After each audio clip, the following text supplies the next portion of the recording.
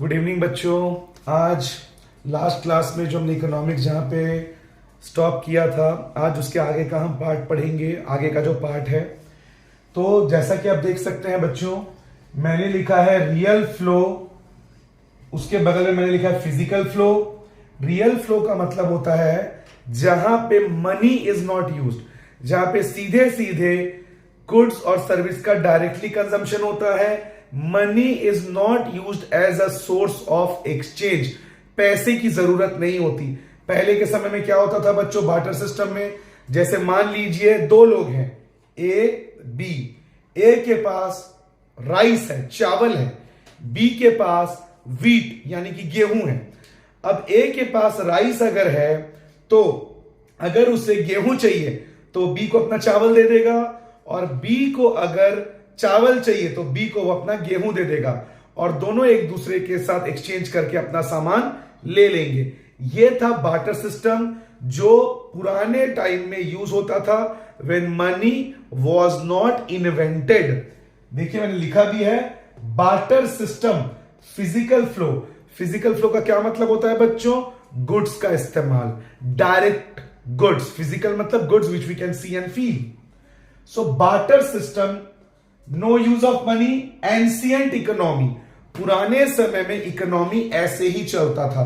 किसी गांव के लोग एक मार्केट में जाते थे, अब उसके गांव में मान लीजिए एक पर्टिकुलर मसाले, ब्लैक पेपर, काली मिर्च बहुत वहां पे उगाई जाती थी, तो वो लोग अपने ब्लैक पेपर को एक्सचेंज करते थे, मान लीजिए चावल के बदले, कि इन्होंने अपना ब्लैक पेपर जो काली मिर्च है उनको दे दी चावल उगाने वालों को, और चावल उगाने वालों ने चावल इनको दे दिए। यहां तक कि पुराने समय में जब इंग्लैंड से शिप्स इंडिया आती थी बिजनेस करने के लिए, सिर्फ इंग्लैंड से नहीं बाकी जगहों से भी जब बिजनेस करने के लिए शिप्स आती थी, तो वो इंडिया से सिल्क, कॉटन ये लेकर अपने देश जाती थी, और भारत को वाइन और जो बाकी चीजें इंडिया को लगती थी उनको वो देकर जाती थी। It was a kind of barter system.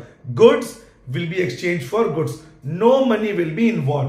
क्या कहते हैं बच्चों इसको, physical flow, barter system, goods के बदले गुड्स, मनी का यूज नहीं होगा, एंशिएंट इकोनॉमी, पुराने समय में ये चीजें होती थी। उसके बाद आता है मनी फ्लो, जिसको हम नॉमिनल फ्लो भी कहते हैं, जिसमें यूज ऑफ मनी, मनी का एक्सचेंज करके हम एक्सचेंज करते हैं चीजों को, और यह मॉडर्न इकोनॉमी का पार्ट है। आज के समय में मनी फ्लो ही चलता है, आज के समय में नॉमिनल फ्लो यूज नहीं होता। आपके पास पैसे हैं, आप मार्केट जाइए, फोन ले लीजिए। आपके पास पैसे हैं, आप मार्केट जाइए, बुक्स ले लीजिए। आपके पास पैसे हैं, आप मार्केट जाइए, कपड़े ले लीजिए। आपको किसी के साथ कोई सामान एक्सचेंज करने की जरूरत नहीं है। If you have money you can use it as a source of exchange, and with the help of money you can buy anything. So money flow को नॉमिनल फ्लो कहते हैं। मॉडर्न इकोनॉमी आज के समय में यूज होता है, और यूज ऑफ मनी, मनी के यूज से हम कोई भी सामान खरीद सकते हैं। ओके, अब यहां पे देखिए बच्चों मैंने क्या लिखा है, ओपन इकोनॉमी, जिसके नीचे मैंने लिखा है import and export, closed economy, no import and export. Open economy का मतलब होता है जहां पे हर कंट्री दूसरे कंट्री के साथ इंपोर्ट एक्सपोर्ट का रिलेशन रखती है, बिजनेस रिलेशन रखती है। जैसे इंडिया को सऊदी अरब, कतर, ये जो गल्फ कंट्री है जहां पे भरपूर मात्रा में, बहुत सफिशिएंट क्वांटिटी में ऑयल का प्रोडक्शन होता है, तो इंडिया वहां से ऑयल इंपोर्ट करता है, मतलब इंडिया वहां से ऑयल खरीदता है, और इंडिया से खाने पीने की चीजें और भी कई चीजें जो सऊदी अरब को चाहिए वो यहां से एक्सपोर्ट हो जाती है। मतलब आप दूसरे कंट्री के साथ सामान खरीदोगे भी और सामान बेचोगे भी। और ओपन इकोनॉमी आज के दुनिया का मोस्ट इंपॉर्टेंट पॉइंट है। ओपन इकोनॉमी से, बिकॉज कोई भी कंट्री हर एक चीज में सेल्फ सफिशिएंट नहीं हो सकता। आप सोचिए सऊदी अरब की इकोनॉमी इतनी आगे है ऑयल की वजह से, लेकिन वो दुनिया का एकमात्र ऐसा देश है जहां पे एक भी रिवर नहीं है, उसे पीने का पानी दूसरे देशों से इंपोर्ट करना पड़ता है, खरीदना पड़ता है, और वो दूसरे देशों को ऑयल बेचता है। हर कंट्री, जैसे जापान, जापान एक ऐसा कंट्री है जहां पे नेचुरल रिसोर्स बहुत कम है, ना के बराबर है, लेकिन जापान अपनी टेक्नोलॉजी को पूरी दुनिया को एक्सपोर्ट करता है और दुनिया से नेचुरल रिसोर्सेज परचेज करता है। मतलब आज हर कंट्री, जो अमेरिका इतना पावरफुल कंट्री है, उसे भी दूसरे देशों से कुछ ना कुछ खरीदना पड़ता है। तो आज के समय में हर कंट्री दूसरे कंट्री के साथ बिजनेस रिलेशन रखती है। जैसे इंडिया का पाकिस्तान के साथ बहुत ही खराब रिलेशन है, लेकिन इंडिया का पाकिस्तान के साथ भी बिजनेस रिलेशन है। हम पाकिस्तान से चीनी खरीदते हैं, या पाकिस्तान से कभी प्याज खरीदते हैं, या पाकिस्तान हमसे कुछ चीजें कभी खरीदता है। तो इंपोर्ट एक्सपोर्ट आज के मॉडर्न इकोनॉमी का वेरी क्रिटिकल पॉइंट है। Closed economy, no import and export, जो दूसरे देशों से ना कुछ खरीदता है ना कुछ बेचता है। और ये पुराने समय में होता था, एंशिएंट टाइम्स में। एंशिएंट टाइम्स में भी इंपोर्ट एक्सपोर्ट होता था, पर कुछ कंट्रीज ऐसी थी जो दूसरे देशों के साथ बिजनेस करना पसंद नहीं करती थी। आज भी एक ऐसा कंट्री आपने सुना होगा, नॉर्थ कोरिया, जिसके लीडर का नाम है किम जोंग।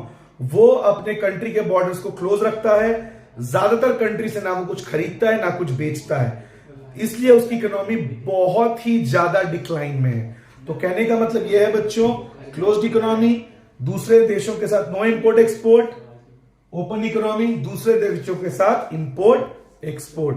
अब हम आगे पढ़ेंगे बच्चों, तो आगे देखेंगे बच्चों। अब टू सेक्टर इकोनॉमी, इसको हम फिर से स्टार्ट कर रहे हैं। फर्म्स एंगेज्ड इन प्रोडक्शन, जो फर्म्स होती हैं, जितने भी प्रोडक्शन फर्म्स है, रिलायंस हो, सैमसंग हो, टाटा हो, ये सभी क्या कर रही हैं? गुड्स का प्रोडक्शन कर रही है। मोबाइल्स का, कार्स का, लैपटॉप्स का, गैजेट्स का, बिस्तर का, फर्नीचर का, ये जितने भी फर्म्स है ये प्रोडक्शन कर रहे हैं। तो यहां लिख दिया एंगेज्ड इन प्रोडक्शन। जितने भी हाउस होल्ड है, यानी हम लोग, engaged in consumption means firms जो चीजें बना रही हैं उसको कंज्यूम कौन कर रहे हैं? हम ही फर्नीचर खरीद रहे हैं, हम ही मोबाइल्स खरीद रहे हैं, हम ही जो बाकी चीजें, T shirts, laptops, cars, bikes, ये सारी चीजें हम खरीद रहे हैं। यानी फर्म्स चीजें बना रही हैं और हम चीजों को कंज्यूम कर रहे हैं, यूज कर रहे हैं। मींस फर्म्स और हाउस होल्ड आर इंटरकनेक्टेड। अगर फर्म्स नहीं होगी तो हमारे जो डिमांड्स है वो कौन पूरी करेगा, और अगर हम नहीं होंगे तो फर्म्स का सामान कौन खरीदेगा? So both are dependent on each other. It is the simplest form of closed economy. ये क्लोज्ड इकोनॉमी का सबसे सिंपल फॉर्म है।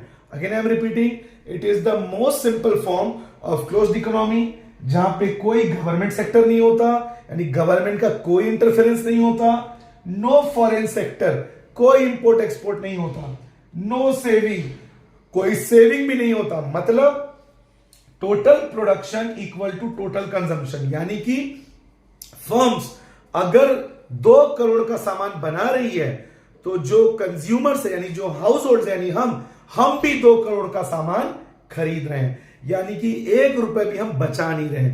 अगर इसको मैं कहूं ये टू सेक्टर इकोनॉमी है, two sector economy without financial institution.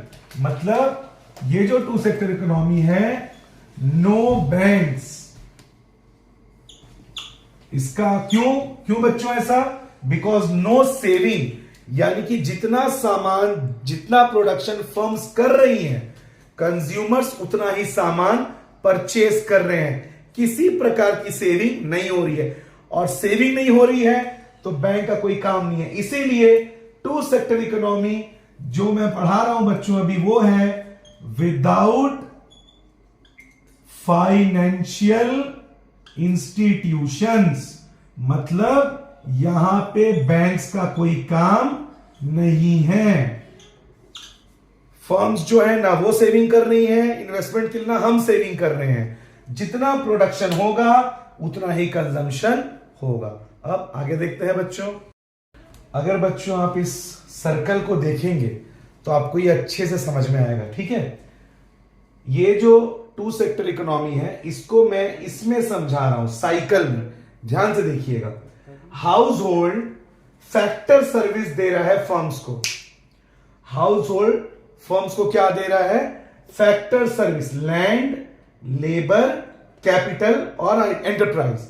बिना लैंड के फैक्ट्री सेट नहीं होगा, बिना लेबर वर्कर्स के फैक्ट्री में काम नहीं होगा, बिना पैसे के फैक्ट्री में मशीनें नहीं आएंगी, और बिना एंटरप्रेन्योर के जो कंपनी है वो सेटअप नहीं होगा। तो हाउस होल्ड, ये 4 जिनको हम फैक्टर सर्विस कहते हैं, किसको प्रोवाइड करता है? फर्म्स को। और फर्म्स इनके बदले हाउस होल्ड को क्या करता है? Factor payment. लैंड के बदले रेंट, लेबर के बदले वेजेस, कैपिटल के बदले इंटरेस्ट और एंटरप्राइज के बदले प्रॉफिट। तो फिर से देखिए बच्चों, हाउस होल्ड से फैक्टर सर्विस मिला किसको? फर्म्स को। और फर्म्स ने क्या दिया हाउस होल्ड को? उसके बदले पेमेंट। आप फर्म्स ने हाउस होल्ड का लैंड यूज किया तो उसके बदले रेंट दिया, लेबर के बदले वेजेस दिया, कैपिटल के बदले इंटरेस्ट दिया, और जिसने एंटरप्रेन्योर ने पैसा लगाया था उसको बदले में फर्म से प्रॉफिट मिला। ठीक है, हाउस होल्ड से फर्म्स को मिला फैक्टर सर्विस और फर्म्स ने हाउस होल्ड को दिया फैक्टर पेमेंट। ठीक है बच्चों, अब हाउस होल्ड के पास जो फैक्टर पेमेंट है, ध्यान से देखिए, फर्म से हाउस होल्ड के पास फैक्टर पेमेंट आया है। हाउस होल्ड ने उन्हीं पैसे से consumption expenditure, goods and services पे खर्चे किए। यानी फर्म्स ने जो गाड़ी, बुक,